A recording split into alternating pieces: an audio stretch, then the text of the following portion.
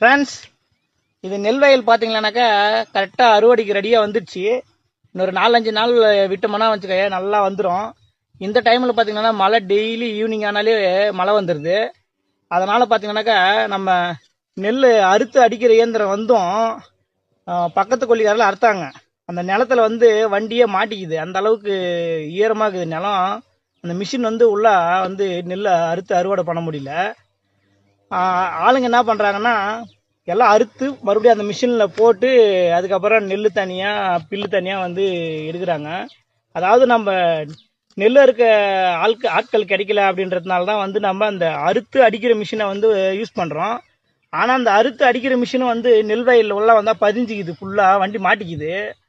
அதனால் வந்து பார்த்தீங்கன்னாக்கா பக்கத்து நிலத்துல எல்லாம் அறுத்தவங்கெல்லாம் பார்த்தீங்கன்னாக்கா எல்லாம் பாவம் ஆளு கூலி வச்சு அறுத்து அந்த மிஷினில் வந்து நெல்லை போட்டு அதுக்கப்புறமா நெல் தனியாக பில்லு தனியாக பிரித்து எடுத்தாங்க. இப்போ இதுவுமே வந்து பார்த்தீங்கன்னாக்கா வந்துட்டுக்குது. இன்னொரு வெயில் காஞ்சா வந்து அறுக்கிற கண்டிஷனில் தான் இருக்குது. இப்போ மிஷின் வந்து ஃபுல்லாக வந்தாலும் மிஷின் மாட்டிக்கும். நெல் இருக்கிற மிஷின் வந்துச்சுன்னா ஃபுல்லாக மாட்டிக்கும். அதனால் பார்த்தீங்கன்னாக்கா இன்னொரு 4-5 நாள் பார்ப்போம். வெயில் காஞ்சதுன்னா கொல்லி வந்து நிலத்துல வந்து தண்ணியை விடலை, அப்படியே ட்ரை பண்ணலாம் அப்படியே விட்டோம். மழை பெஞ்சு பார்த்தா தண்ணி அப்படியே நிலத்துல எப்படி நிற்கிது. அதனால் வந்து ஈரமாக இருக்குது. வண்டி வந்தால் வந்து பதிஞ்சிக்கும். இன்னொரு 4-5 நாள் பார்ப்போம்.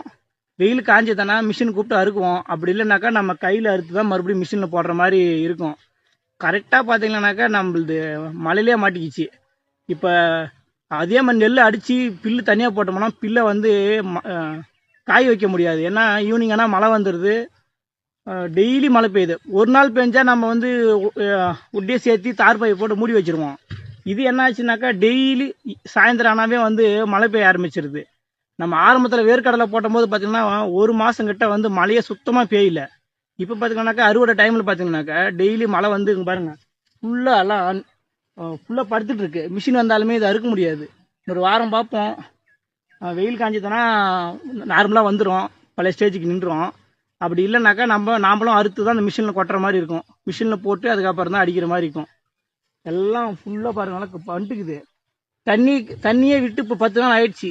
ஆனால் மழை பெய்யுற தண்ணி பார்த்தீங்கன்னா அப்படியே தேங்கி நிற்கிது.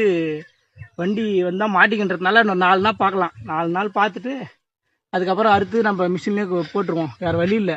அறுத்து அடிக்கிறதுக்கு கஷ்டப்படுறதுனால இது பார்த்தா வேலை ஆகாது. அதனால் வந்து இன்னும் 4 நாள் பார்த்துட்டு கையிலே கூட அறுத்து மிஷினில் தூக்கி போட்டுருவோம்.